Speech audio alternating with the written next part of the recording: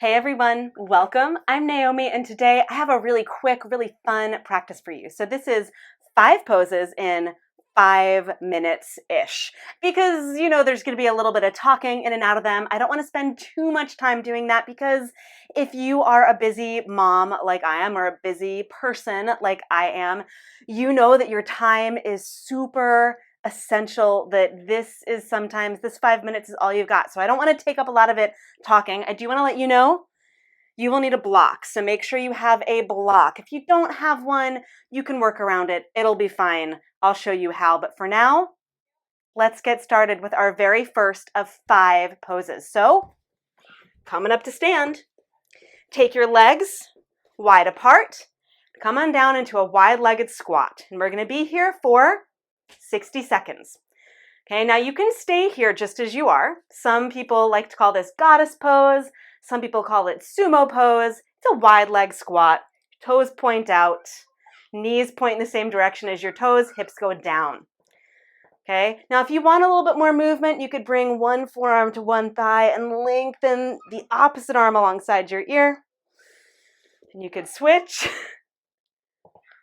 Yeah. You could do sort of squat pulses while you're here. We got about 20 more seconds or so. So just do what feels good for you in this moment. I really like the side body stretches personally because it just feels really good. But pulsing is also kind of nice too. And we're about to come down onto our hands and knees. So walk out. Bend your knees, let your knees hover. Now I'm going to turn to the side so you've got a little bit of a better view. Now you could stay in this hovering table if you want. That could be it. Or you can do this elbow to knee twist. So my right knee and left elbow come together, back to center, left knee, right elbow. And you can just rotate through, over and over and over. You could make it more interesting while trying to reach out and tap your foot. You could stay in that static table with your knees hovering. You could even extend one leg and one arm from that table. But again, whichever of these rocks your world in this hovering table, just play. You got about 10 more seconds. So just play. Whee! I know, it's so much fun.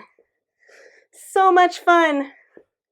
And now, place your knees down, walk back, and you can come into camel pose. Now, if you want a little bit more support, you can put a block between your thighs because you got that block. You can have your hands at your hips or reach one hand at a time for your heels. Or you can take one arm alongside your ear and stretch. You do not need that block between your thighs, by the way, at all if you don't want it. Sometimes I like it, sometimes I don't. Whew. And just stretch.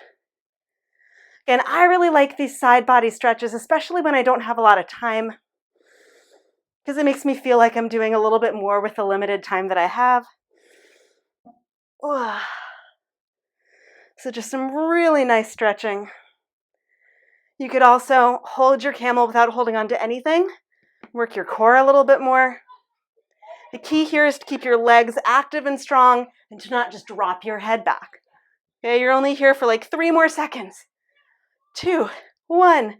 Then shift back and come into a squat. Now, if you need more support, you can place your block underneath your butt and have this really nice supported squat. If you do not need a block and you can be in your squat, do it. If the block is too low, you can come on up into chair pose, which I'm sure you will also love. But once you're here in your squat, with the chair or with the block or not, bring one arm to the inside of your leg. So I have my right arm on the inside of my right leg, left arm goes up. And you get this really nice opening here. And then come on back through center. Reach up.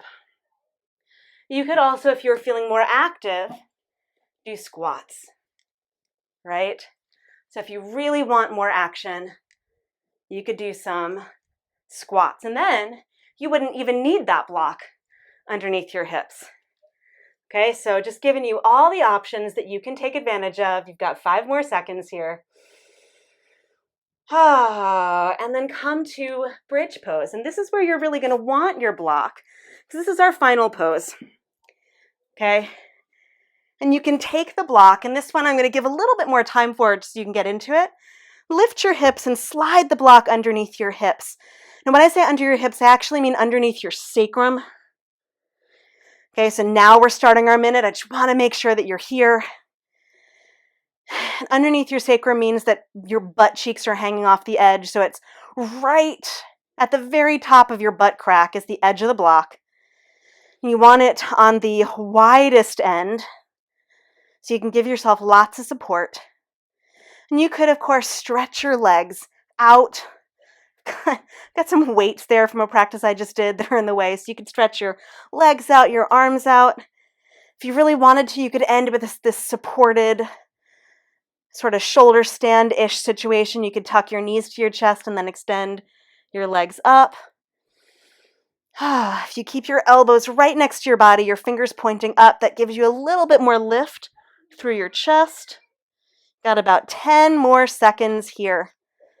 So no matter which version of this pose you've picked, just take a few more full breaths in.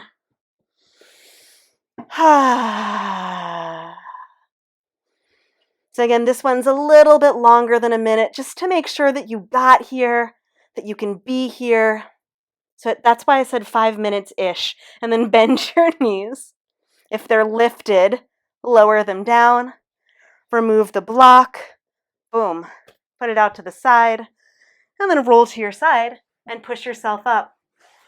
And that, my friends, is it. That is 5 poses in 5 minutes. Now, if these poses don't rock your world, hopefully this just gives you a little bit of inspiration for how you can also do a 5 pose in 5 minutes practice. It's super easy. All you need is an old iPhone or some other way of keeping time, and 5 poses that you really want to do together. If you're doing poses that have 2 sides, right? I chose poses intentionally that are single-sided, right? You don't have one leg and then the other, but you could split them at 30 seconds, right? So not to overcomplicate it, but mostly I just want you to know that if you want to do a shorter practice, it's a lot easier than you think, and it can be super satisfying. I mean, think about what we just did in this practice. We did a wide-legged squat with arms alongside our ears. Then we did a little bit of core work in this hovering table. Then we did a back bend. Then we did a squat, which you could have also turned into multiple squats, dynamic squats instead of a static one. And then we ended with a supported back bend, right? And an inversion if you took your legs up. So how awesome is that? So now, again, all this talking has taken us way past 5 minutes, but I just wanted to let you know that your options when it comes to a 5 in 5 practice are limitless. So use this class as an inspiration to get what you need when you need it, not just here with me, but on your own mat, on your own time. And if you do, leave me a comment and let me know how it went. So thanks for hanging out with me today, for doing 5 in 5. I hope that you enjoyed it, and I look forward to getting back in the mat with you again really soon. Until then, bye.